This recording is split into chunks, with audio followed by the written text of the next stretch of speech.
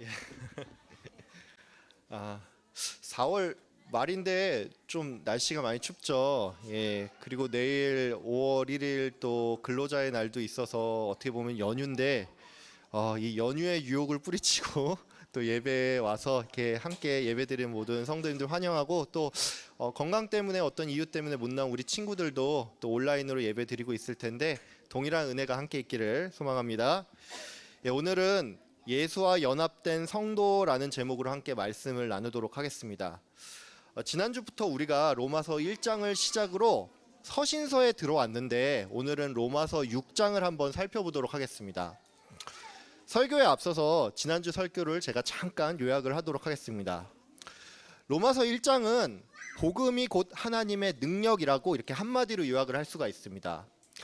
이 복음이 능력인 까닭은 복음이 우리에게 구원을 가져다 줄 뿐만이 아니라 이 로마서를 작성한 바울이 실제로 복음을 경험했기 때문입니다. 바울은 예수를 잡아서 죽이던 사람이었는데 복음 때문에 예수를 전하는 사람으로 바뀌었죠. 또 바울은 사람들이 복음을 들었을 때 그들이 변하고 교회가 생기고 또 교회가 부흥하는 것을 목격을 했습니다. 그렇기 때문에 바울은 이 복음을 자랑스러워하고 복음이 능력이라고 믿었습니다.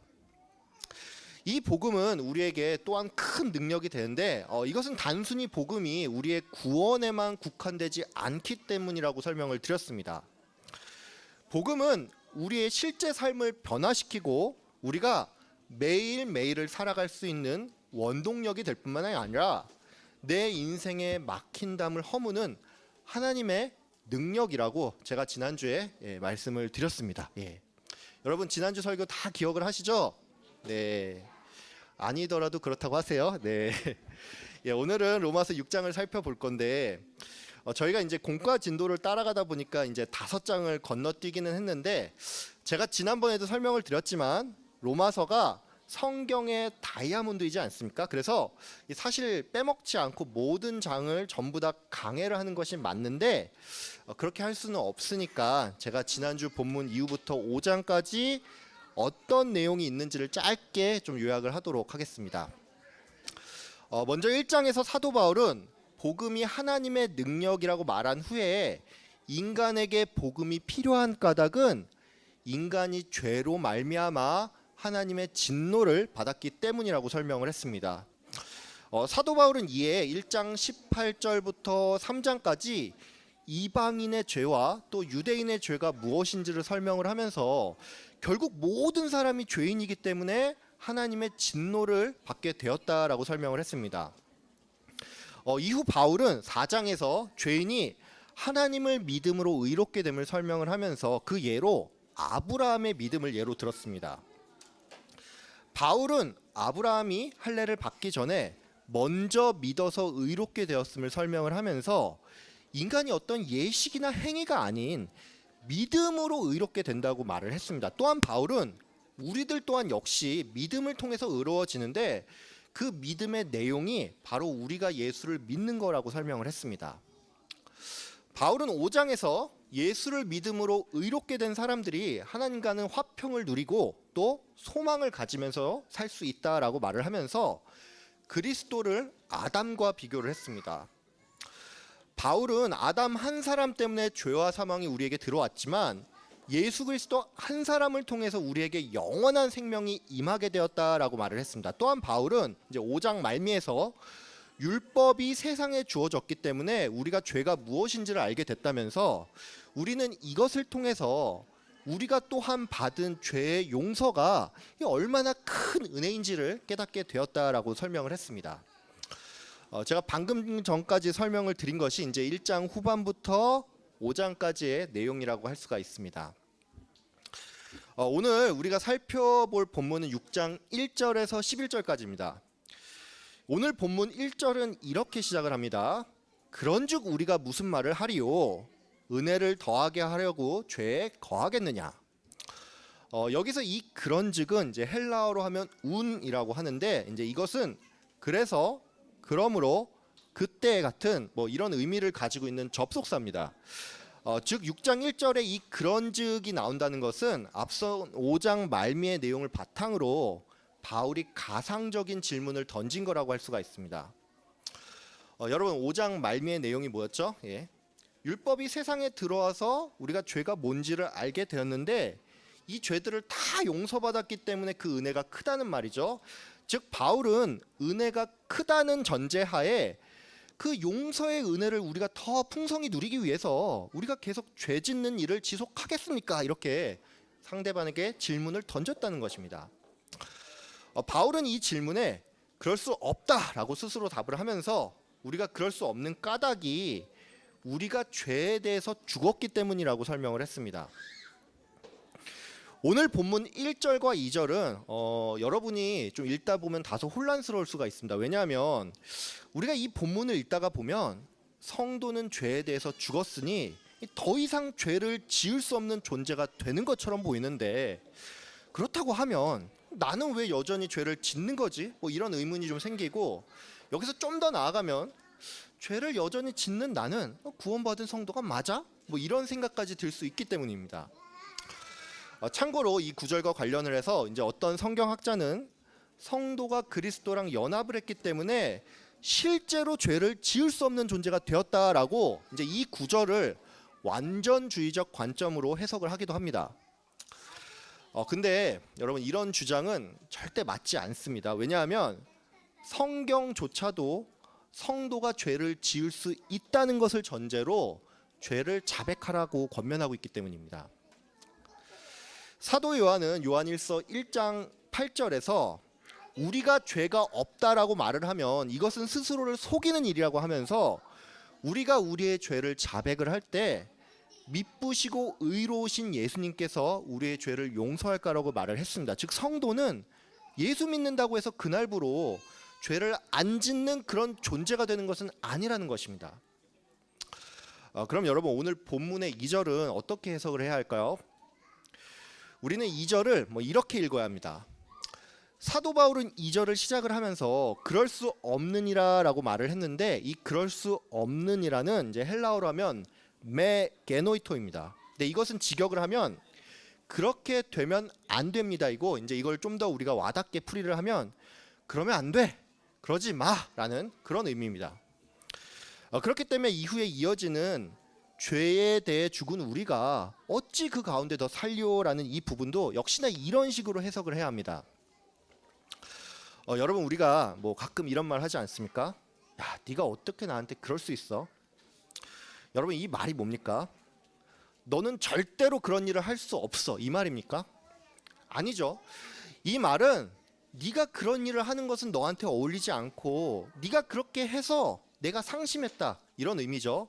그렇기 때문에 오늘 본문 1절과 2절은 이제 여러분이 쉽게 이해할 수 있게 풀어서 설명을 하자면, 성도가 예수를 통해서 용서를 받았는데 이것을 악용해서 계속 죄를 짓는 것은 해서는 안 될 일이고, 이건 성도한테 어울리지 않고 또 예수의 마음을 아프게 하는 일이라는 것입니다.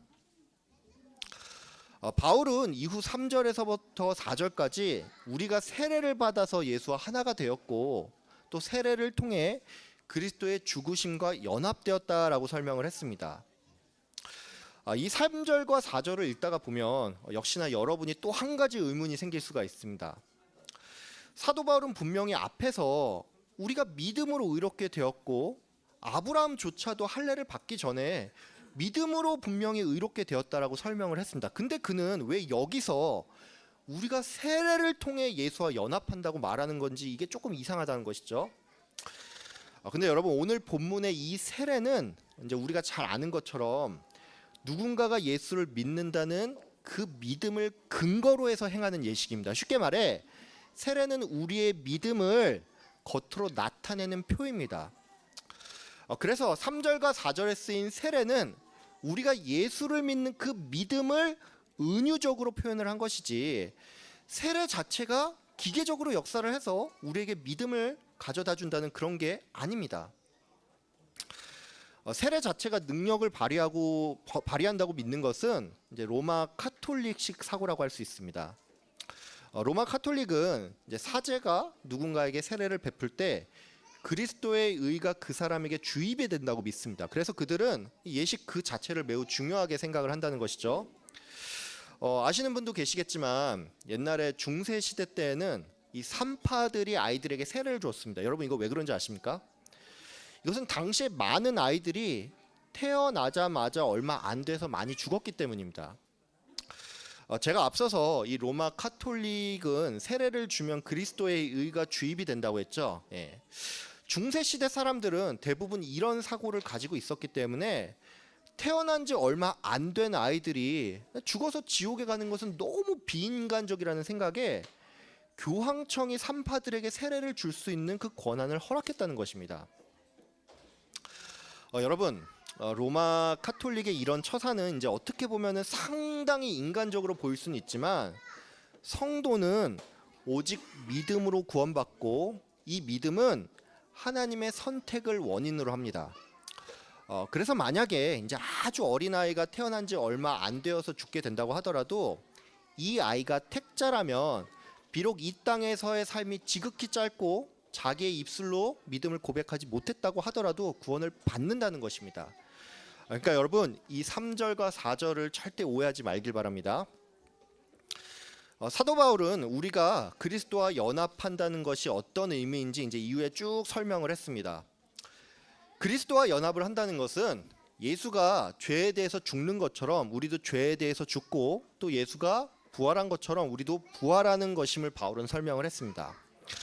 바울은 그렇기 때문에 우리가 더 이상 죄와 죽음의 지배를 받을 수가 없는데 이것은 예수께서 죄와 사망에 지배당하지 않기 때문이라고 말을 했습니다. 방금 설명드린 이것이 오늘 본문의 전체 내용이라고 할 수가 있습니다. 여러분은 우리가 예수와 연합을 했기 때문에 죄와 죽음이 우리를 더 이상 지배하지 못한다라는 말을 들을 때 기분이 좀 어떻습니까? 자유함을 좀 느끼십니까?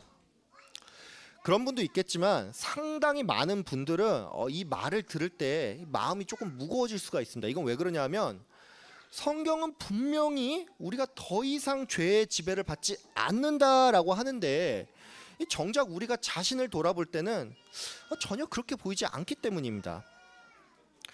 저는 그렇기 때문에 오늘 여러분이 딱 한 가지만 마음에 좀 담고 가셨으면 좋겠습니다. 여러분, 저는 여러분이 내가 예수와 연합했다는 증거를 내게서 찾지 말고 성경에서 또 성경이 말하는 예수에게서 찾기를 바랍니다. 우리가 예수와 연합했다는 말을 내가 그 안에 있고 또 그가 내 안에 있다 이런 말로 표현을 하기도 하죠. 이것은 예수님이 하신 말씀입니다. 여러분 근데 여기서 이제 내가 그 안에 있다라는 말이 무슨 말이죠? 이 말은 내가 그 안에 들어갈 수 있으니까 그가 나보다 크다라는 말입니다. 근데 내가 그 안에 있으면서 동시에 그가 내 안에 있다는 말은 그와 내가 동일한 크기로 하나가 되었다는 것을 의미합니다. 근데 여러분 이제 이 표현은 예수와 성도의 연합을 분명히 맞게 설명을 한 건데 여러분이 그렇다고 착각을 하면 안 되는 게 나와 예수님이 이제 하나니까 예수님이 나를 위해서 뭐 한 100 정도 내줬으면 이제 나도 최소 한 50은 내놔야지만 이 연합이 유지되는 거 아니야? 뭐 이런 식으로 생각을 하면 안 된다는 것입니다.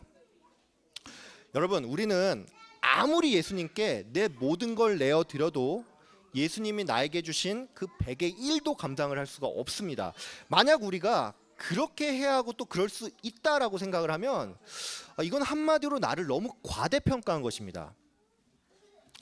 우리가 예수와 한 몸이 되었다는 것은 예수님과 나의 경계가 사라지고 연합되었다는 것이지 이제 내가 예수님과 대등한 수준이 되어서 예수님께 받을 건 받고 또 줄 건 줄 수 있는 그런 관계가 되었다는 게 아닙니다.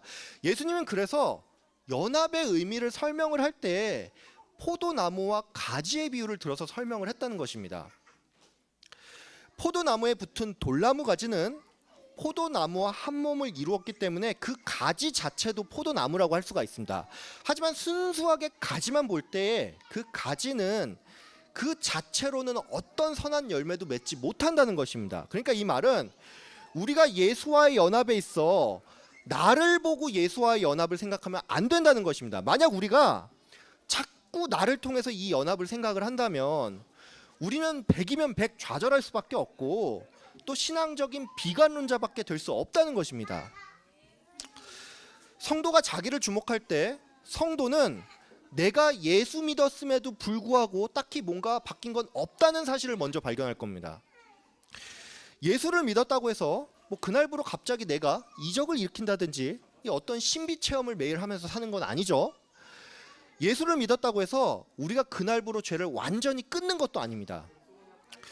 우리는 오히려 예수 믿은 이후에 죄에 대해서 민감해졌기 때문에 오히려 예수를 안 믿을 때보다 지금의 내가 더 죄인 같다는 그런 생각도 합니다. 그렇기 때문에 우리는 내가 예수와 연합했다는 증거를 나를 통해서 찾으면 안 된다는 것입니다.